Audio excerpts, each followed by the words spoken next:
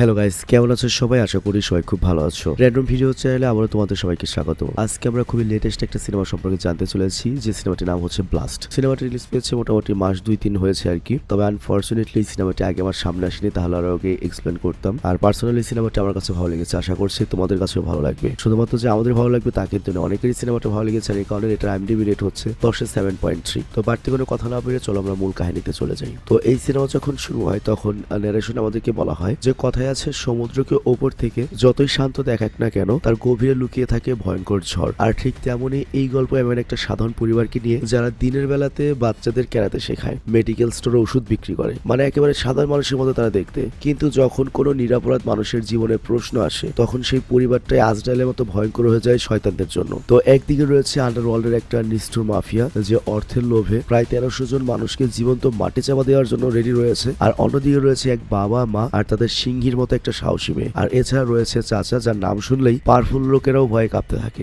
আর এটা যে শুধুমাত্র একটা প্রতিশোধের গল্প তা কিন্তু নয়, এখানে রয়েছে 1000 কোটি টাকার একটা ভয়ঙ্কর ষড়যন্ত্রের খেলা, যার রহস্যের চাবি লুকিয়ে রয়েছে মাত্র 100 টাকার একটা সাধারণ নোটে। এবং এই 100 টাকা যে এত গুরুত্বপূর্ণ হয়ে যায় ওই 1000 টাকার ডিলের জন্য, সেটাই তোমরা এই সিনেমাতে দেখবে। তার সাথে এটাও দেখবে যে একটা সাধারণ পরিবার কিভাবে পুরো একটা অর্গানাইজড মাফিয়া গ্যাংকে শেষ করে দিতে পারে। তো যাই হোক, গল্পটা শুরু হয় 2004 সাল থেকে, যেখানে আমরা দেখতে পাই রাজা রামন নামের একজনকে, যে এই সিনেমার মেইন লিড ক্যারেক্টার। সে একজন প্রফেশনালি ক্যারাতে মাস্টার, কিন্তু তার কাছে কারাতে শুধুমাত্র মারামারি করা বা মানুষের হাড় ভাঙার টেকনিক নয়, বরং অসহায় এবং নিরাপরাধ মানুষকে সেভ করার একটা ঢাল। এবং আমরা দেখতে পাই রাজা রামনের কিন্তু ছোট্ট একটা সুখী পরিবার রয়েছে, যেখানে সে তার স্ত্রী নীলাভেনী, আদরের মেয়ে নীলা এবং ছোট ভাই শিবাকে নিয়ে থাকে।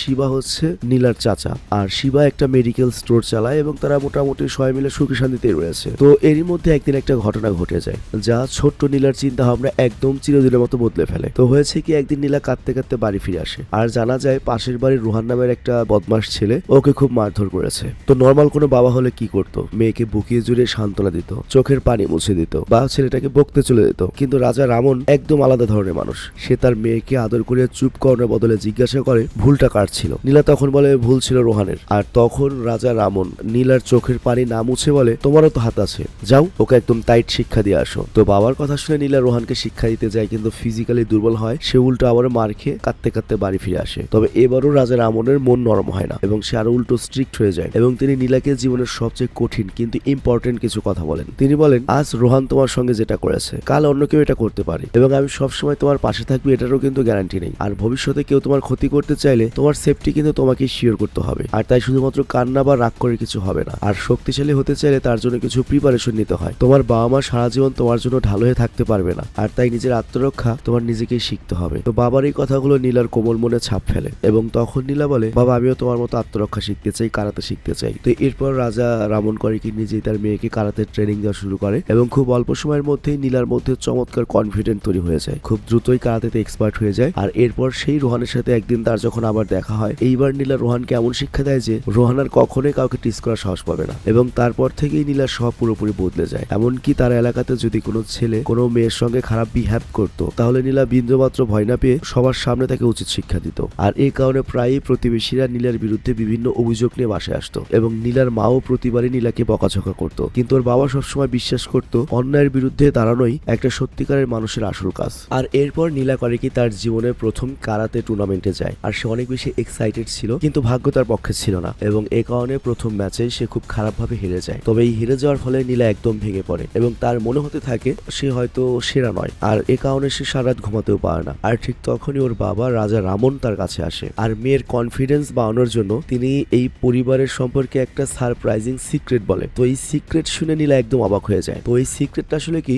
রাজা রামন তার মেয়েকে বলে সে তার জীবনে টানা 34টা টুর্নামেন্ট জিতেছিল, তবে প্রথম ম্যাচটাই সে হেরে গিয়েছিল। আর সবচেয়ে অবাক ব্যাপার হচ্ছে প্রথম ম্যাচটা সে অন্য কারণে বরং নীলার মা নীলাভেনীর কাছে হেরে গিয়েছিল। তো বুঝতেই পারছো, শান্ত স্বভাবের একজন হাউসওয়াইফ মনে হলেও নীলার মাও কিন্তু একজন ডেঞ্জারাস লেভেলের ফাইটার, এবং সে একজন ব্ল্যাক বেল্ট ক্যারাটে চ্যাম্পিয়ন। তো এই কথা শুনে নীলা তো অবাক হয়ে যায়, এবং বুঝতে পারে তার পরিবারকে বাইরে থেকে যতটা সাধারণ মনে হয় ভেতরে তারা ততটাই শক্তিশালী। তো এই সত্য জানার পরে নীলার ভেতরে নতুন একটা কনফিডেন্স জন্ম নেয়, এবং পরবর্তী টুর্নামেন্টে সে দুর্দান্ত ফিরে আসে এবং জিতে যায়। আর এরপর এক সন্ধ্যায় দেখা যায় কয়েকটা গুন্ডা একটা রেস্টুরেন্টে খেতে আসে, এবং তারা সেখানে একটা ছেলেকে দেখে আর জানতে পারে এই ছেলেটার বাবা ওদের নামে পুলিশের কাছে কমপ্লেন করেছিল। তো ওই গুন্ডারা রেগে থাকলেও প্রথমে ছেলেটিকে আদর করে ডাকে যাতে কাছে নিয়ে মারতে পারে। আর এরপর যখন ওই গুন্ডাটা ছেলেটিকে মারতেই যাচ্ছিল, তখনই সেখানে রাজা রাজা রামন চলে আসে এবং রাজা রামন সঙ্গে সঙ্গে গুন্ডাটার হাত ধরে ফেলে এবং এটা দেখে বাকিরা রাজা রামনের উপর ঝাঁপিয়ে পড়ে, কিন্তু রাজা রামন একাই সবাইকে চরম শিক্ষা দেয়। আর এর ফলে যেটা হয়, গুন্ডারা খাবারের চিন্তা বাদ দিয়ে জীবন নিয়ে সেখান থেকে পালায়। তো এই পুরো ঘটনাটা নীলা তখন নিজের চোখের সামনে দেখে এবং বাড়ি ফেরার পথে নীলা তার বাবাকে জিজ্ঞাসা করে, তুমি কি ওই ছেলেটিকে আগে থেকে চিনতে, ওকে যে বাঁচালে? আর তখন রাজা রাবণ নিজের অতীতের একটা কষ্টের মেমোরি শেয়ার করেন। তিনি বলেন বহু বছর আগে তার একটা ছোট বোন ছিল, তার নামও ছিল নীলা। আর একদিন রাস্তায় সে খুব বিপদে পড়ে, তার খুব সাহায্যের প্রয়োজন ছিল, কিন্তু আশেপাশে মানুষজন দাঁড়িয়ে শুধুমাত্র তামাশাই দেখছিল, কেউ তাকে সাহায্য করতে এগিয়ে আসেনি। আর সেই মানুষগুলোর ইগনোরেন্সের কারণেই তার ছোট বোন মারা গিয়েছিল। আর এই ঘটনার পর থেকে তিনি কসম খেয়েছিলেন তিনি যে কোনো অসহায় মানুষকে সাহায্য করবেন, তাকে সে চিনুক বা না চিনুক। আর একজন সত্যিকারের মানুষের পরিচয়ই হলো স্বার্থ ছাড়া অন্যের বিপদে পাশে দাঁড়ানো। আর এরপর গল্প চলে আসে তার 15 বছর পরে, মানে 2019 সালে। তো নীলা এখন বড় হয়ে গিয়েছে, সাহসী, বুদ্ধিমতী প্লাস অসাধারণ এক্সপার্ট হয়ে গিয়েছে কারাটেতে। তো একদিন বাসে যাওয়ার সময় সে দেখে যে একজন বৃদ্ধা মহিলাকে ফোনে কারো কাছে সাহায্য চাচ্ছে। তো তার কথা শুনে নীলা বুঝতে পারে যে মহিলার স্বামী মারা গিয়েছে এবং কিছু লোকাল গুন্ডা জাল কাগজপত্র বানিয়ে তার জমি দখল করে নিয়েছে। তবে যাকে সে কল করে সাহায্য যাচ্ছিল সে উল্টো ভয় দেখিয়ে বলে ওই গুন্ডার অনেক ডেঞ্জারাস, তো এর জন্য তুমি জমির আশা ছেড়ে দাও। তো নীলা এই সব কিছু শুনে বুঝে যায় যে ফোনের ওপাশের যে লোকটার কাছে এই মহিলা হেল্প চাচ্ছে, ওই লোকটাই মূলত ভিলেন। তো যাই হোক, এরপর ওই মহিলা করে কি বাধ্য হয়ে জমির কাগজপত্র নিয়ে গুন্ডাদের কাছে যায়, কিন্তু নীলাও সেখানে পৌঁছে যায় এবং কোনো কথা না বলে নিজের অসাধারণ কারাতে টেকনিক দিয়ে সবগুলো গুন্ডাকে একাই হারিয়ে দেয়। আর তারপর ওই শয়তানটাকে বলে ভবিষ্যতে এই মহিলাকে যদি জ্বালাস তাহলে কিন্তু তোদের খবর আছে, এবং ওই বৃদ্ধা মহিলাকেও বলে দেয় এরপর কোনো সমস্যায় পড়লে আমাকে কল করে জানাবেন। আর এদিকে আমরা দেখতে পাই নীলা একটা কল সেন্টারে চাকরি শুরু করেছে, আর এর পাশাপাশি সে তার চাচা শিবার মেডিকেল দোকানেও সাহায্য করত। আর এইদিকে তার অফিসের বস ছিল হচ্ছে রাকেশ। তো রাকেশ ছিল হচ্ছে 1 নম্বরের লুচ্চা এবং সে সবসময় নীলার উপর নজর রাখতো এবং সুযোগ পেলে তাকে বিরক্ত করার চেষ্টা করত। কিন্তু নীলা তার মায়ের শেখানো কথা মনে রেখেছিল যে ছোটখাটো বিষয়ে ঝগড়া করতে নেই। তো এই কারণে সে শুরুতে রাকেশকে ইগনোর করা শুরু করে। আর অন্যদিকে তখনই গল্পে এন্ট্রি নেয় এই সিনেমার মেইন ভিলেন বরুণ দয়ালন। তবে সে কোনো সাধারণ গুন্ডা ছিল না, সে মারাত্মক পাওয়ারফুল, অর্গানাইজড এবং হার্টলেস একটা বিজনেসম্যান ছিল এবং তার মাইনিং কোম্পানিগুলো টাকার লোভে অসংখ্য গ্রামের অস্তিত্ব শেষ করে দিয়েছে। আর এবার তার নজর পড়েছে বিশাল পাহাড়ের উপরে প্রায় 1,500 ফুট নিচে একটা ব্ল্যাক ওপাল নামে মূল্যবান একটা মিনারেলের উপর, যার বাজার মূল্য প্রায় 7,500 কোটি টাকা। কিন্তু এত গভীরে মাইনিং করতে গেলে পাহাড় ধসে পড়বে এবং সেখানে যে 1300 নাগরিক রয়েছে, সাধারণ মানুষ, তারা জীবন্ত চাপা পড়ে যাবে। তো সরকার তো কোনোভাবে এরকম বিপজ্জনক প্রজেক্টের অনুমতি দিতে রাজি ছিল না, কিন্তু বরুণ দয়ালনের কাছে 1300 মানুষের জীবনের চেয়ে 7,500 কোটি টাকার দাম অনেক বেশি। আর এই কারণে সেই প্রজেক্টের অনুমতি পাওয়ার জন্য একটা দুর্নীতিগ্রস্ত মন্ত্রীর সঙ্গে দেখা করে। তো মন্ত্রীও জানতো এই কাজটা অনেক ভয়ঙ্কর, এই কারণে সে বরুণকে একটা ভয়ঙ্কর প্রস্তাব দেয় যে 300 ফুটের পারমিশন আমি নিয়ে দেবো, আর এরপর যদি পাহাড় ধসে সেটা আমরা ন্যাচারাল ডিজাস্টার বলে বা ল্যান্ডস্লাইড বলে চালিয়ে দেবো, কিন্তু এর বদলে আমাকে 1,000 কোটি টাকা ঘুষ দিতে হবে, তাও সাদা টাকায়। তো বরুণের কাছে 7,000 কোটি টাকার লাভের তুলনায় এটা তেমন টাকাই ছিল না। তো সঙ্গে সঙ্গে সেই ডিলে রাজি হয়ে যায়। আর এইদিকে বরুণের এই ইলিগেল কাজকর্মের খবর পেয়ে কার্তিক কেয়ার নামের একজন অনেস্ট সোশ্যাল অ্যাক্টিভিস্ট সে করে পেছনে লেগে যায় এবং ওই ভিলেনের বিরুদ্ধে সকল সলিড এভিডেন্স কালেক্ট করতে থাকে। কিন্তু ওই ভিলেন বরুণ যখনই জানতে পারে তখনই সে করে কি এক মুহূর্ত দেরি না করে তার সবচেয়ে ভয়ঙ্কর গ্যাংস্টার কৃপাকরকে অর্ডার দেয় যেভাবেই হোক ওকে পৃথিবী থেকে একবারে বেচতে পাঠিয়ে দাও। তো কৃপাকর তখন তার ভাই শেখর এবং কয়েকজন গুন্ডাকে নিয়ে কার্তিকেয়ানের বাড়িতে পৌঁছে যায় এবং অনেক ভায়োলেন্টলি ওই জার্নালিস্ট কার্তিকেয়ান এবং তার পুরো পরিবারকে হত্যা করে দেয়। তবে এইদিকে 1,000 কোটি টাকা মানে কালো টাকা সাদা করে মন্ত্রীর বিদেশি ব্যাংক অ্যাকাউন্টে ঢোকানো কিন্তু সহজ ছিল না। তো এই জন্য বরুণ সাহায্য নেয় এমন একজন লোকের যার নাম শুনলেই ক্রাইম ওয়ার্ল্ড কেঁপে উঠতো, আর তার নাম হচ্ছে আব্রাহাম। এবং সে এই ধরনের যারা মাফিয়া রয়েছে তাদের টাকা বিদেশে পাচারে সে ছিল সবচেয়ে বেশি এক্সপার্ট এবং সে এতটাই ডেঞ্জারাস ছিল যে তার উপর শুট অ্যাট সাইডের অর্ডার ছিল, মানে পুলিশ দেখা মাত্রই গুলি করবে। তো যাই হোক, আব্রাহাম এখানে ডিল করে যে যেভাবেই হোক 1,000 কোটি টাকা আমি দুবাই আপনাদের পাঠিয়ে দেবো, আর তারপর সেখান থেকে একটা বিশেষ 100 টাকা নোটের মাধ্যমে সে অর্থ লিগেল করে আবার ইন্ডিয়াতে পাঠানো হবে। আর এই 100 টাকার নোটটি কোনো সাধারণ নোট ছিল না, এটা ছিল মূলত পাসওয়ার্ড। মানে বিষয়টা বুঝিয়ে বলি, এখানকার অবৈধ টাকা তো তোমার যাবে ধরো দুবাইতে। এখন দুবাইতে যে মাফিয়া রয়েছে তাদের তো অনেক বৈধ ব্যবসা রয়েছে ধরো বাংলাদেশে। তো তারা করবে কি, সিস্টেম করে ওই টাকা কোনো একটা এলসি খুলে পাঠিয়ে দেবে, কিন্তু টাকাটা যে যাবে এটার একটা পাসওয়ার্ড ছিল ওই 100 টাকা। মানে ওই 100 টাকার নোট যদি মিলে, ছেঁড়া টাকার নোট মিলবে দুই পাশে, তখন ওই ডিলটা কমপ্লিট হবে। আর এই দিকে আমরা দেখি নীলার জীবনে তার বস রাকেশ সকল সীমা ক্রস করতে শুরু করে। তো একদিন রাতে নীলা যখন ক্যাবে বাড়ি ফিরছিল তখন রাকেশও এক্সকিউজ বা কোনো একটা সমস্যা দেখিয়ে গাড়িতে উঠে পড়ে, আর তারপর খালি রাস্তার সুযোগ নিয়ে নীলাকে প্রমোশন এবং বেশি স্যালারির লোভ দেখিয়ে ওর শৈলে হাত দেয়। আর তখন নীলার ধৈর্যের বাঁধ ভেঙে যায় এবং সে তার মায়ের শেখানোর শান্ত থাকার উপদেশ ভুলে গিয়ে চলন্ত গাড়ির মধ্যে রাকেশ কেমন মারধর করে যে সারা জীবনের জন্য সে শিক্ষা পেয়ে যায়। আর তারপর নীলা ওকে আত্মহত্যা করে গাড়ি থেকে ফেলে দেয়। আর পরের দিন এই পুরো খবর অফিসে ছড়িয়ে পড়ে এবং অফিসের সকল মেয়েরা তখন নীলাকে নিজেদের হিরো হিসেবে দেখতে শুরু করে। আর তখন রাকেশের এক বন্ধু নীলাকে নিয়ে নোংরা কমেন্ট করলে নীলা ওকেও পিটনি দেয়। আর এ কারণে মনে করো যে ওরা আর ওর দিকে তাকাতে সাহস পায় না। আর এইদিকে গল্পের সবচেয়ে বড় মোড়টা আসে এখন। আমরা দেখতে পাই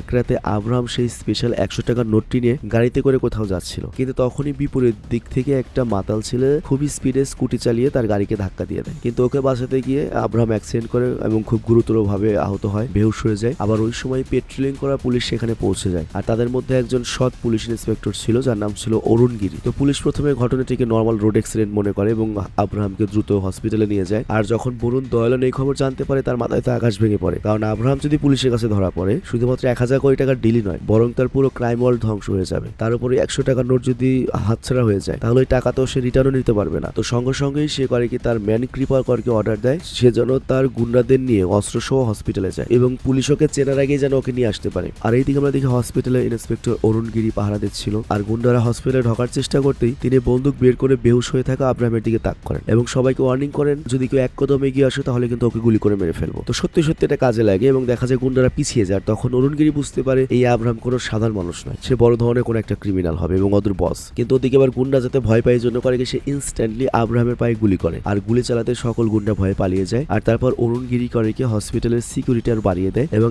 আব্রাহাম সম্পর্কে ইনফরমেশন কালেক্ট করতে বেরিয়ে পড়ে। কিন্তু ওই অফিসার বের হওয়ার পরই পুরো পরিস্থিতি পাল্টে যায়। হসপিটালে আব্রাহামের জ্ঞান ফিরে আসে এবং পায়ে গুলি লাগার পরেও সে কিন্তু এখন হিংস্র যন্ত্র মতো ছিল। সে খালি হাতেই তার অসাধারণ ফাইটিং স্কিল দিয়ে হসপিটালে থাকা 15 জনেরও বেশি পুলিশ অফিসারকে মার্ডার করে ফেলে এবং সেখান থেকে সহজে পালিয়ে যায়। আর এরপর অরুণ গিরি ফিরে এসে যখন হসপিটালের এই অবস্থা দেখে সে তো চমকে যায়। তো জয়কে হসপিটাল থেকে পালিয়ে আব্রাহাম সরাসরি নিজের গোপন আড্ডায় চলে যায়, কিন্তু তার পায়ের গুলির ক্ষত দ্রুত পচতে শুরু করছিল। তো খুব শীঘ্র যদি তার ওয়াশ করা না হয় পা এবং ওষুধ না হয় তাহলে তার পা কেটে ফেলতে হতে পারে। কিন্তু আব্রাহাম তো তখনও পুলিশের নজরদারিতে। আর অন্যদিকে কৃপাকরের পুরনো গুন্ডারাও তো বাইরে বের হতে পারছিল না, কারণ পুলিশ তোদেরকে চিনে ফেলেছে। তো এই কারণে ওষুধ আনার দায়িত্ব দেওয়া হয় টবি নামের এক নতুন গুন্ডাকে। তবে টবি ছিল 1 নম্বরের সিসকেচর, আর সে রিসেন্টলি জেল থেকে মুক্তি পেয়ে মনে করে এই দলে যোগ দিয়েছে। তো যাই এরপর ডক্টরের কোনো প্রেসক্রিপশন ছাড়াই টবি ওষুধ কিনতে যায় একটা এলাকা। আর সেই এলাকাতেই আমাদের রাজা রামনের ভাইয়ের শিবার মেডিকেল স্টোর রয়েছে। তো শিবা ছিল তখন বাইরে আর স্টোরে নীলা একা বসেছিল। তো টবিকে কিন্তু ওষুধ কেনার টাকা দিয়েছে, কিন্তু তারপরেও টবি চিন্তা করে একটা মেয়ে রয়েছে ওকে ভয় দেখিয়ে মাগনা ওষুধ নিয়ে যাবো। তবে নীলা একদম মানা করে দেয়। আর তখন টবি পকেট থেকে ছুরি বের করে ওকে ভয় দেখাতে শুরু করে। কিন্তু নীলার তখন তার মায়ের শেখানোর কথা মনে পড়ে যে ও কারণে ঝামেলা জড়ানোর দরকার নেই। আর এই জন্য সে শান্তভাবে টবিকে প্রয়োজনীয় ওষুধ বের করে দেয়। তো টবি ওষুধে চলে যাচ্ছিল, ঝামেলা শেষ। কিন্তু তখনই হারামজাদার নজরে পড়ে নীলার গলায় থাকা মোটা চেনের উপর। তো লোভে অন্ধ হয়ে যায়, ইজি টার্গেট মনে করে নীলার গলার চেন ছিনিয়ে নেওয়ার চেষ্টা করে। আর এটাই তার জীবনের সবচেয়ে বড় ভুল ছিল। নীলার ধৈর্যের বাঁধ ভেঙে যায় এবং সে করে কি টবের ছুরি দিয়ে ওর হাতে এমন ভাবে স্ট্যাপ করে দেয় টবি ব্যথায় চিৎকার করে ওঠে। আর ওর চিৎকার শুনে আশেপাশে মানুষ জড়ো হয়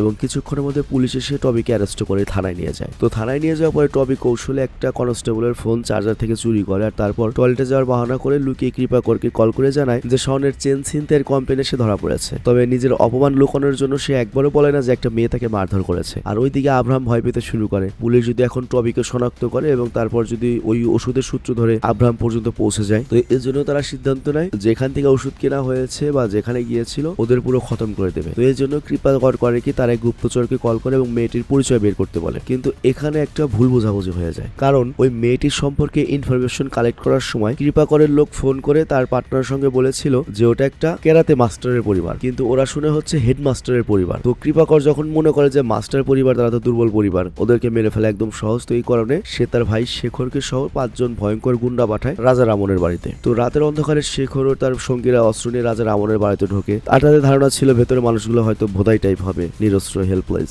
কিন্তু আক্রমণ করতে তারা বুঝতে পারে এটা কোনো সাধারণ পরিবার নয়, বরং সিংহের মতো সাহসী একটা পরিবারের সামনে এসে পড়েছে। তো এখানে রাজা রামন, নীলা এবং নীলাবেনী 3 জনে মিলে মানে এমন এখানে ফাইটিং সিনস দেখানো হয়েছে। নর্মালি এটা তো প্র্যাকটিক্যালি পসিবল না, কিন্তু বুঝতে পারে তামিল সিনেমা, কিন্তু ওদের সিনেমার তো পার্টি এইটা মানে হ্যাডাম ফাইট। তো এখানে সেই ধরনের একটা ফাইট দেখে এবং হাড়গোড় ভেঙে দেয় সবগুলো। কিন্তু তখন ওদের সামনে বড় বিপদ এসে পড়ে, মানে সবগুলোকে একবারে মেরেই ফেলেছে। বাড়ির ভেতরে 5টা লাশ। তো ওরা যদি এখন পুলিশের কাছে যায় তাহলে তো লম্বা কেস হবে, মেয়েটার ভবিষ্যৎ নষ্ট হয়ে যাবে। তো কি করা যায়? তো পরিবারকে বাঁচানোর জন্য রাজা রামন করে কি বাড়ির পেছনে নতুন টয়লেট তৈরি করার জন্য যে একটা গর্ত করেছিল সেই গর্তে 5টা লাশ পুঁতে ফেলে। কিন্তু আসল খেলা তখনই শুরু হয়। অ্যাকচুয়ালি আব্রাহামের 1000 কোটি টাকার ডিল কমপ্লিট করার জন্য ওই যে 100 টাকার একটা বিশেষ নোট ছিল না, সেটা খুঁজে পাওয়া যায় না, কারণ ওটা ছিল আব্রাহামের মানি ব্যাগে। আর শেখর করেছে কি নীলাদের বাড়িতে যখন যাবে তখন ভুল করে ওর মানি ব্যাগ না নিয়ে আব্রাহামের মানি ব্যাগ নিয়ে গিয়েছে। আর ওইটার মধ্যে 100 টাকা রয়েছে যেটা হচ্ছে পুরো 1000 কোটি টাকার ডিলের পাসওয়ার্ড। আর ওইটা তো এখন কোথায় রয়েছে আমরা জানি, শেখরের সঙ্গে মাটি চাপা হয়ে গিয়েছে। তো আব্রাহাম আর কৃপাকর তখন পাগলের মতো শেখরকে কল করতে থাকে, কিন্তু কলই ঢুকে না। আর তখন কৃপাকর করে কি তার লোকদেরকে রাজা রামনের বাড়ির রোডে পাঠায়। তো সেখানে গিয়ে তারা শুধুমাত্র শেখরের পাংচার হওয়া গাড়িটা খুঁজে পায়। তো খবর শুনে কৃপাকরের ডাউট হয় যে হয়তো ওই ফ্যামিলি করে মারতে পারেনি, পথের মধ্যে হয়তো পুলিশের কাছে ধরা পড়েছে এবং সে মনে করে ইন্সপেক্টর অরুণগিরি হয়তো ওর ভাইকে আটকে রেখেছে। তো রাগে আর হতাশায় কৃপাকর একটা জঘন্য কাজ করে বসে। সে ইন্সপেক্টর অরুণগিরির স্ত্রী এবং ছোট ছেলেকে কিডন্যাপ করে আর তারপর অরুণগিরিকে কল করে হুমকি দেয়, তুই যদি আমার ভাইকে না ছাড়িস তোর স্ত্রী আর সন্তানের লাশ তোর বাড়িতে পাঠিয়ে দেবো। তো অরুণগিরি তখন একদম অসহায় হয়ে পড়ে। আর তাছাড়া সে তো জানেও না যে শেখর কোথায়, চেনেও না। আর ওই সময় আবার কোইন্সিডেন্সলি রাজা রামন এবং নীলাও থানায় এসেছিল। তারা মূলত টবির বিরুদ্ধে কমপ্লেনটা তুলে নিতে এসেছিল। আর তারা তখন এই পুরো ঘটনাটা শুনে ফেলে এবং বুঝতে পারে শেখরকে তো ওরাই মেরেছে, ওদের বাড়ির পেছনে পুঁতে দিয়েছে, কিন্তু এই কারণে একটা নির্দোষ পুলিশ অফিসারের পরিবার মৃত্যুর মুখে রয়েছে। আর এদিকে আব্রাহাম কিন্তু কোনো সাধারণ ক্রিমিনাল ছিল না, সে নিজেই করে কি একটা পুলিশ অফিসারকে ব্রুটালি মারধর করে এবং ওখান থেকে জানতে পারে যে টবি যার চেন চুরি করতে গিয়েছিল ওরা সাধারণ পরিবার নয়, ওরা হেডমাস্টার না, ওরা ভয়ঙ্কর এক্সপার্ট ক্যারাতে মাস্টার রাজা রামনের বাড়ি। তো মুহূর্তের মধ্যে আব্রাহাম পুরো ক্লু মিলিয়ে ফেলে। সে বুঝতে পারে শেখর আর তার লোকজন রাজা রামনের বাড়িতে গিয়েছিল এবং সেখান থেকে গায়েব হয়ে গিয়েছে। তো সত্য জানার জন্য আব্রাহাম করে কি একাই রাজা রামনের বাড়িতে পৌঁছায়। তবে তখন রাজা রামন বাড়িতে ছিল না। তো দরজায় আব্রাহামকে দেখেই নীলা এবং ওর মা নীলাবেনী বিপদ টের পেয়ে যায়। সঙ্গে সঙ্গে তারা টেলিভিশনের শব্দ বাড়িয়ে দেয় এবং সময় নষ্ট না করে আব্রাহামের উপর আক্রমণ করে। কিন্তু এইখানে বুঝতে হবে আব্রাহাম আরো বেশি একটা ব্রুটাল গুন্ডা। তো তার পাওয়ারের সামনে নীলা এবং তার মা অসহায় হয়ে পড়ে এবং আব্রাহাম ওদের দুজনকে বাজেভাবে মেরে রক্তাক্ত করে ফেলে। আর ঠিক তখনই রাজা রামনের একটা প্রতিবেশী রাজা রামনকে কল করে জিজ্ঞাসা করে, এই এত রাতে তোমাদের বাড়িতে এত জোরে টিভি চলছে কেন, আমরা বিরক্ত হচ্ছি। আর তখনই রাজা রামন বুঝে যায় যে তার বাড়িতে কোনো বিপদ ঘটেছে। আর ভিডিওর এই পর্যায়ে আমরা একটা ব্রেক নিব, তোমরা স্কিপ করবে একটু টেনে, তারপর মূল ভিডিওতে চলে যাও, একটু অ্যাডজাস্ট করো। হ্যালো ফ্রেন্ডস, একটা অসাধারণ প্ল্যাটফর্মের ব্যাপারে বলতে যাচ্ছি যেটা পিএসজি স্পন্সর করে। সামনে ফিফা ওয়ার্ল্ড কাপ শুরু হতে যাচ্ছে। ফুটবল লাভারদের জন্য অনেক অনেক বড় অপরচুনিটি। 11 জন ফুটবল ওয়ার্ল্ড কাপ শুরু হবে। তুমি তোমার ফেভারিট টিমকে সাপোর্ট করতে পারো, লাইভ ম্যাচ দেখতে পারবে দুনিয়ার যে কোনো প্রান্ত থেকে, ম্যাচের ইনসাইট এবং অনুমান করতে পারো স্কোর, আর সাথে উইনও হতে পারো। এছাড়াও এখানে আরো অনেক খেলা রয়েছে, যেমন ক্রাশ, চিকেন রোড। এখানে তুমি অনেক উপহারও জিততে পারো, যেমন BMW, আইফোন, ল্যাপটপ এবং আরো অনেক কিছু। আর স্ক্রিনে দেওয়া প্রোমো কোড রেজিস্ট্রেশনে ইউজ করলে প্রথম ডিপোজিটে পাবা 50,000 রুপি।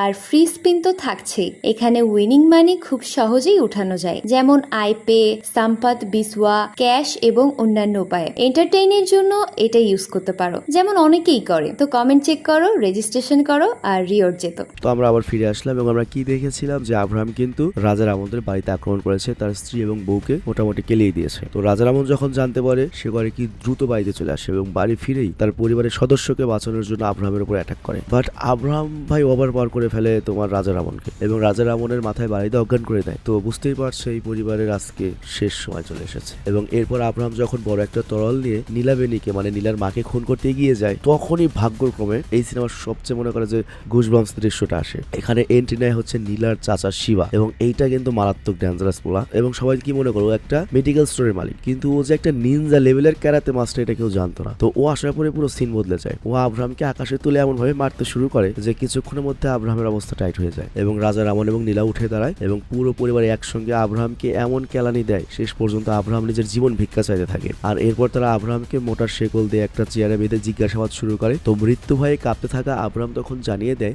যে ইন্সপেক্টর অরুণগিরির স্ত্রী সন্তান কোথায় কৃপাকর বন্দী করে রেখেছে। আর তখন এক মুহূর্ত দেরি না করে রাজা রামন এবং তার সাহসী মেয়ে নীলা সেই জায়গায় ছুটে যায় যেখানে কৃপাকরের লোকজন ইন্সপেক্টরের পরিবারকে আটকে রেখেছিল। তো ওখানে পৌঁছে বাবা মেয়ে এমন তাণ্ডব চালায় যে গুন্ডাদের বুকে মনে করে কেঁপে ওঠে এবং তারা একে একে কৃপাকরের সকল লোকদের হারিয়ে দেয় এবং ইন্সপেক্টরের পরিবারকে নিরাপদে উদ্ধার করে এবং শেষ পর্যন্ত কৃপাকর ওদের সামনে হাঁটু করে বসে পড়ে। আর তারপর রাজা রামন জিজ্ঞাসা করে পুরো ঘটনাটা কি বলতো, আর ওই 100 টাকার নোটটা এত ইম্পর্টেন্ট কেন। তো ভয়ে কাঁপতে কাঁপতে কৃপাকর সকল সত্য স্বীকার করে। আর এর সাথে এটাও জানায় যে 100 টাকার নোটের পেছনে লুকিয়ে রয়েছে বরুণ দয়ালনের 1000 কোটি টাকার ডিল। পাশাপাশি সে এটাও জানায় এই মাইনিং প্রজেক্টের জন্য 1300 নিরীহ গ্রামবাসী জীবন্ত মাটি চাপা পড়তে চলেছে। তো এই কথা শুনে রাজা রামন এবং নীলা তো দুজনে চমকে যায় এবং সঙ্গে সঙ্গে তার চাচা শিবাকে কল করে এবং শেখরের কবর খুঁড়ে মানিব্যাগ বের করার জন্য বলে। তো শিবা গর্ত খুঁড়ে মানিব্যাগটা যখন বের করে তার মধ্যে সে 100 টাকা নোটটা পেয়ে যায় এবং প্রমাণ হয়ে যায় যে কৃপাকর সত্য কথা বলছে। তো কৃপাকর এখানে অনেক কাকতি মিনতি করে যে যদি নোটটা ফিরিয়ে দেন তাহলে আমরা সবকিছু ভুলে আমাদের মতো আমরা আজীবনের জন্য চলে যাব। কিন্তু নীলা তার বাবাকে থামিয়ে দেয়, বলে এই নোট যদি ওদের হাতে ফিরে যায় তার মানে কি বুঝতে পারছো বাবা, 1300 নিরপরাধ মানুষ মারা পড়বে। তো মেয়ের কাছ থেকে এরকম কথা শুনে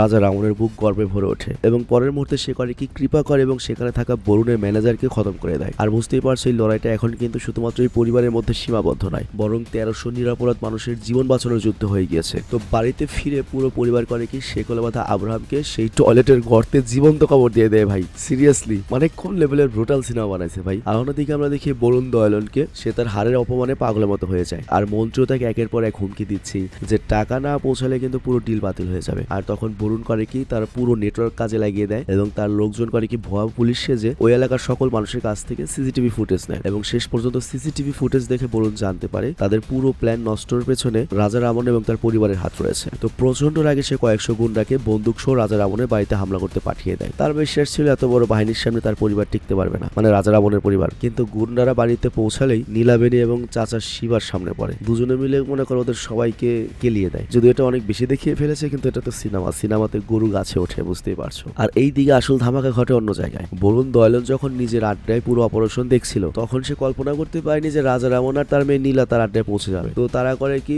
সবাইকে খেলাতে শুরু করে এবং অল্প সময়ের মধ্যে সকল গুন্ডা মাটিতে ছটফট করে থাকে। আর নিজের চোখের সামনে পুরো ক্রাইম ওয়ার্ল্ড ভেঙে পড়তে দেখে বরুণ পুরোপুরি ঘাবড়ে যায় এবং সে বুঝতে পারে তার সময় শেষ। আর তখন রাজা রামন বরুণকে বলে, তুই টাকার লোভে 1300 নিরপরাধ মানুষের জীবন ঝুঁকির মধ্যে ঠেলে দিলি, আর তোর মতো এমন মানুষের বেঁচে থাকার কোনো অধিকার নেই। তো এরপর রাজা রামন এবং নীলা একসঙ্গে বরুণের খেলা একবারে শেষ করে দেয় এবং এখানে বরুণকে খালি ধনী দেখানো হয়েছে, মাফিয়াই দেখানো হয়েছে, কিন্তু ওকে শক্তিশালী দেখানো হয়নি। মানে এর চেয়ে মেন ভিলেন হিসেবে আব্রাহামকেই বোঝানো হয়েছে। অন্যদিকে পুলিশ সন্দেহ করতে থাকে যে কৃপাকরের মৃত্যুর পেছনে কোথাও না কোথাও ওই মাফিয়া বরুণের হাত রয়েছে, কারণ পুলিশও জানতো কয়েকদিন আগে এই এলাকার সিসিটিভি ফুটেজ পুলিশের ভুয়া পরিচয়ে কিছু লোক নিয়ে গিয়েছে আর তারা বরুণের লোকে ছিল। আর পুলিশের ধারণা ছিল পুরো ঘটনায় তার নিজের নাম যাতে না আসে এজন্য বরুণ স্যারাগেটস এগুলো করাচ্ছে। স্যারাগেটস মানে হচ্ছে তুমি নিজে না থেকে অন্যকে দিয়ে কাজ করো আর কি। কিন্তু ঠিক তখনই পুলিশের কাছে খবর আসে যে এত বড় মাফিয়া বিজনেসম্যান বরুণও মারা গিয়েছে। তো পুরো পুলিশ ডিপার্টমেন্ট কনফিউজড হয়ে যায় ঘটনাটা কি ঘটলো। তো এই কারণে শেষ পর্যন্ত মামলাটা যায় হচ্ছে সিবিআই এর কাছে। আর এইদিকে 100 টাকার নোটের জন্য 1300 মানুষ যে মরতে যাচ্ছিল সে তারা কিন্তু বেঁচে গেল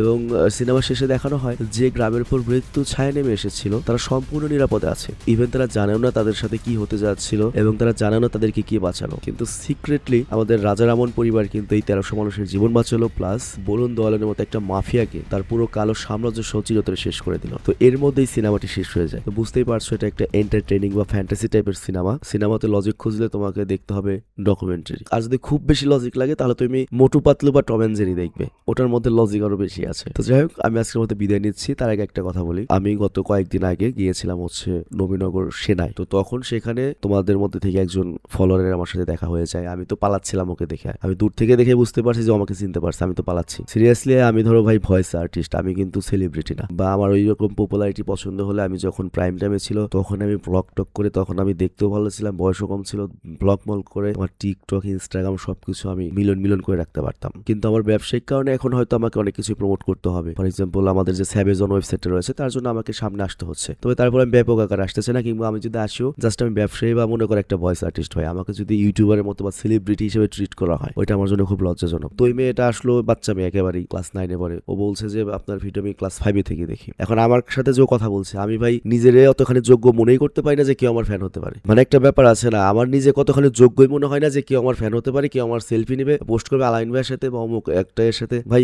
দেখো, আমি কোন একটা জিনিস আমার নিজের নামে করিনি, র্যান্ডম ভিডিও চ্যানেল 720 সবকিছু রিং নামে করেছি, যাতে আমি কোনোদিন না থাকলেও আমার বদলে অন্য কেউ চলতে পারে, মানে অন্য কাউকে দিয়ে এখানে চালানো যায় আর কি। আর আরেকটা বিষয় হচ্ছে মানে আমি জন্মগতভাবে ওই রকম একটা সাহস নিয়ে জন্মনেনি যে আমি একটা সেলিব্রিটি বা একটা স্টারডাম বা এক জায়গায় গেলাম একটা ক্রাউড হলো, ওইটা আমার ভালোই লাগে না, আমি বিশ্বাস করো। ইভেন আমি ইউটিউবার হিসেবে পরিচয় দিতে সর্বোচ্চ লজ্জাবোধ করি। আমি কখনো কাউকে ইউটিউবার বলে না, আমি বলি ফ্রিল্যান্সার। মানে আমার পূর্বের যে পরিচয়টা ছিল, আমি 2011 সাল থেকে ফ্রিল্যান্সিং করতাম 19 পর্যন্ত, অনেক টাকা কামাতাম না, মাসে ধরো 10-15 হাজার টাকা কামাতাম, কিন্তু তারপরে ওই পরিচয়টাকে আমি সবচেয়ে বেশি ভালো পরিচয় মনে করি। কিন্তু ইউটিউবার কন্টেন্ট ক্রিয়েটর ভাই বিশ্বাস করো আমার কাছে লজ্জা লাগে সব পরিচয় দিতে। তো যাই হোক, আমার ওই ছোট্ট আপুটার উদ্দেশ্যে বলো তুমি মন খারাপ করো না, তোমার জন্য কিন্তু আমি একটা ডেডিকেটেড ভিডিওই কথা বলে দিয়েছি, বুঝতেই পারছো। আমি আসলে নিজেকে ফিট মনে করতে পারি না যে কেউ আমাকে সেলিব্রিটি মনে করে কথা বলবে, ছবি তুলবে, এটা আসলে আমার সাথে যায় না। আমি একেবারে অজপাড়াগের খুবই একটা সাধারণ মানুষ, মানে সবার চেয়ে অসাধারণ বা আলাদা হওয়া জিনিসটা আমার ভালো লাগে না। আমার কথা হচ্ছে আমার টাকা লাগবে জন্য আমি কাজ করি, আমি আমার মন মতো চলবো। আমার তো ফলোয়ার মোলার মনে করে এত সেলিব্রিটি স্টারডাম আমার ভালো লাগে না। তো যাই হোক, বিদায়ের আগে আরেকটা সিরিয়াস কথা বলি। তোমরা দেখতেই পাচ্ছ আমাদের চ্যানেলগুলোর অবস্থা খুবই খারাপ। আমাদের যে আরেক নতুন ভয়েস আর্টিস্ট আরেকটা ছেলে এসেছে, আমি যত মুভি আছে সেগুলো আমি এক্সপ্লেন করবো, সমস্যা নাই। নতুন যত মুভি আসবে বা যে মুভি চাও, আমি আগে যেভাবে মুভি এক্সপ্লেন করতাম সেটা আমি এক্সপ্লেন করবো। আর মাঝখানে আমি অসুস্থ হয়ে পড়েছিলাম, যার জন্য হচ্ছে ওকে দিয়ে আমি কয়েকটা ভিডিও দিয়েছি রানিং। তো ওই ছেলেটাকে দিয়ে আমি কি করাবো, ধরো 1 ঘন্টার যে সিরিজগুলো থাকে, এখন কিন্তু বাংলাদেশে কি চলছে, পুরো একটা কোরিয়ান সিরিজ এক ভিডিওতে কমপ্লিট করে দিচ্ছে। যেমন আমরা কিন্তু কোরিয়ান সিরিজ অনেক ভালো ছিলাম একটা সময়, ফার্স্ট কোরিয়ান সিরিজ কিন্তু আমাদের এখানে সর্বোচ্চ ভিউ হতো 720-তে, এক পর্ব করে চালাতাম। কিন্তু তখন কি হলো, যারা নতুন ইউটিউবার ওদের তো আর কোনো কাজ নেই, ওরা করলো হলো কি এক ভিডিওতে পুরো সিরিজটা কমপ্লিট করে দিল। এর ফলে কি হলো, আস্তে আস্তে আমাদের কিন্তু কে ড্রামা চালাতে পারলাম না, ভিউ কমে গেল। এবং ওই সময় যদি আমি একটা নতুন ছেলে নিয়োগ দিতাম যে এই কম্পিটিশন গুলো করতে পারতো, তাহলে কিন্তু আমাদের চ্যানেলে এই অবস্থা হতো না। কারণ দেখা গেলো আমার ভালো লাগছে না বা আমি পারছি না, ওই ছেলেটা কাজ চালিয়ে দিল, নতুন একটা সিনেমা এনে দিল, তাহলে কি হলো, অন্তত র্যান্ডমটা টিকে থাকতো। তো আমি এটাই বোঝাতে চাচ্ছি, আমি তো আছি, আমার কাছ থেকে 10টা ভিডিও তুমি মিনিমাম পাবে। এবং ওই ছেলেটা যা ভিডিও দেবে মনে করবে ওগুলো বোনাস, ওগুলো আমি দিতাম না। আমার কাজ কিন্তু ওই ছেলে করে না, ওই ছেলের কাজ ওই ছেলে করে। এবং সামনে নতুন আরেকটা সিরিজে আমি কাজ করতে দিয়েছি, এজেন্ট কিম রিঅ্যাক্টিভেটেড নাকি কি, ওটাতে 1-1.5 ঘন্টার ভিডিও হবে, ওটা আমি পারবো না, কিংবা এত প্রেশার নিয়ে কাজ করা আমার পক্ষে সম্ভব না। এজন্য ওই সিরিজটা করবে এবং ওর ভিডিওগুলো হবে বোনাস ভিডিও মনে করো তোমাদের জন্য। ওটা কোনো নেগেটিভ কমেন্ট করো না, ওর ভিডিও এনজয় করবে, আমার ভিডিও এনজয় করবে, আমি আছি, যতদিন থাকার আছি। আরেকটা বিষয় বলি, স্যাভেজন আমরা খুব শীঘ্রই ক্যাম্পেইন চালু করতে চলেছি। আমি একবার রিকোয়েস্ট করছি, তোমরা যারা এই পর্যন্ত এসেছো, স্যাভেজন ওয়েবসাইটে একবার যাও, দেখো অনেক প্রোডাক্ট আমরা অ্যাড করেছি। তো ওই স্যাভেজনের প্রোডাক্টের সিস্টেম হচ্ছে, পুরো প্রোডাক্টটা কিন্তু আমাদের না, আমাদের ভাই বেরাদের যে দোকান আছে তাদের প্রোডাক্ট। তো আমাদের যেহেতু চ্যানেল আছে অনেকগুলো, আমরা রেগুলার ভিডিও দেই, অনেকগুলো সেক্টর থেকে দেখা যায় আমাদের এভারেজের দিনে 1 লাখ ভিউ আসে সব সেক্টর মিলিয়ে। তো আমরা চিন্তা করলাম এই ওয়েবসাইটের মাধ্যমে আমরা যেটা করতে পারি, 1 লাখ মানুষের সামনে আমরা একটা নির্ভরযোগ্য ট্রাস্টেড ওয়েবসাইট তোমাদের সামনে আনলাম। মানে অনলাইন থেকে তোমরা বিভিন্ন পেজ থেকে কিনো না, সেরকম 10টা পেজকে আমরা এক জায়গায় করেছি মনে করো। তো আমাদের মাধ্যমে যদি সেল হয় আমরা একটা কমিশন পাই। তো সেই কমিশনের উপর ভিত্তি করে আমরা একটা প্ল্যান করেছি আমাদের সেল বুস্ট করার জন্য। খুব শীঘ্রই আমাদের ওয়েবসাইট থেকে তোমরা যে কোনো পণ্য অর্ডার করবে তার সাথে একটা করে লটারি দেবো আমরা, যা মনে হয় তাই কেন। ওই ওয়েবসাইটে যা আছে তুমি একটা কিছু কিনলে তোমার কাছে লটারি যাবে। এবং আমরা সিদ্ধান্ত নিয়েছি আমরা 3 মাসের ক্যাম্পেইন চালাবো, আমাদের আয়ের টোটাল 60% আমরা তোমাদেরকে গিভওয়ে করব। আমরা তো স্বপ্ন দেখছি অনেক বড়, কিন্তু আমি মনে হয় না যত সেল আমরা করতে পারবো। আর আমাদের কমিশনের পরিমাণ খুবই কম, যেহেতু প্রোডাক্ট আমাদের না। দেখা গেলো 20,000 সেল হলে আমরা মোটামুটি 10 লাখ কমিশন পাবো, তখন 6 লাখ টাকা আমরা বিলাবো। এরকম আমরা একটা প্ল্যান করেছি। আমি খুব অনেস্ট মানুষ এবং এখানে আমি তোমাদেরকে কোনো অ্যাপে পাঠিয়ে বা কোনো কিছু করে কিন্তু আমি আর্নিং এর চিন্তা করছি না। তোমরা একটা পার্সেস করলে আমরা একটা কমিশন পাবো এবং যদি প্রয়োজন হয় তোমরা কিনতে পারো। এবং প্রত্যেকটা পার্সেসের সাথে আমরা একটা করে লটারি দেবো, তোমাদেরকে কুপন দেবো। এবং এটা 3 মাস পরে আমরা করবো কি, লটারি করবো। আর হচ্ছে আমরা ওই ওয়েবসাইটে প্রতিদিন কয়টা করে সেল হলে এটা আপডেট দিয়ে দেবো। মোটামুটি 20,000 সেল ইম্পসিবল না তোমরা যদি হেল্প করো, কারণ আমাদের ভিউ এখনো খারাপ হয় না। ধরো 50,000 মানুষ তো ভিডিও দেখে, 3 মাস ভরে চালালে 20,000 সেল হওয়া অসম্ভব কিছু না। এবং এখানে এমন কোনো প্রোডাক্ট নাই যেটা তোমার লাগবে না। এবং এখানে প্রয়োজনীয় সব ধরনের প্রোডাক্ট রয়েছে, যে কোনো প্রোডাক্ট তোমরা এখান থেকে অর্ডার করতে পারো, কুপন পেয়ে যাবে তোমরা। আর সত্যি বলতে আমরা এখনো সাহস পাচ্ছি না। আমাদের প্ল্যান ছিল হচ্ছে যদি 20,000 সেলে যদি হয় তাহলে হচ্ছে আমরা জিপিএক্স ডেমনের যে তোমার 250 সিসি গাড়িটা আছে সেটা আমরা দেবো। দেখো 10 লাখ টাকা আসলে 6 লাখ টাকা আমরা বিলাতে পারবো। এবং একবার যদি আমরা এটা সম্পূর্ণ করতে পারি, একটা অনুষ্ঠান করে তোমাদেরকে আমার হাত দিয়ে পুরস্কারটা দেবো এবং এটা তো সব চ্যানেলে যাবে, আমাদের এলাকায় নিয়ে আসবো যারা জিতবে। তারপরে এই র্যান্ডম ভিডিও চাইলে আমরা পুরস্কার দিলাম, এটাও যাবে। তো একবার যদি আমরা ক্যাম্পেইন সফল হয় তারপরে আমাদেরকে আর পেছনে ফিরে তাকাতে হবে না, লাভ তারপরে বেশি হবে, সেলও অনেক বেশি হবে। এবং এর আগের যে ক্যাম্পেইন গুলো হয়েছে ওগুলো আমার হাতে ছিল না, এইবার আমি নিজের হাতে ক্যাম্পেইন করছি এবং কি সেল হবে, কয় টাকা লাভ হবে সব আমি জানবো। আমার যে ম্যানেজার অনিক এটা হ্যান্ডেল করবে। তো আমাদের ইনিশিয়াল প্ল্যান হচ্ছে জিপিএক্স ডেমন 250 সিসিটা, তারপর আর কি দেওয়া যায় সেটা তোমরা কমেন্টে বলো। আর প্রথমে এত বড় রিস্ক নেওয়া উচিত হবে কিনা এটাও তোমরা আমাকে সাজেশন করতে পারো যে বড় ভাই হিসেবে। কারণ দেখো এখন মার্সেন্টেজে না গেলে আমাদের চ্যানেল টেকানো সম্ভব না, খরচ আনতে যায়। তো আমি বিদায় নিচ্ছি, ভালো থেকে সুস্থ থেকো। এবং এই ক্যাম্পেইন এবং এই ওয়েবসাইট সম্পর্কে তোমার যদি কোনো পরামর্শ থাকে সেটা আমাদেরকে এই ভিডিওতেই জানিয়ে দিবে। তোমার কাছ থেকে আমরা এজ এ ভাই হিসাবে, বোন হিসাবে অ্যাডভাইস নিতে চাই। তো আমি বিদায় নিচ্ছি, ভাই।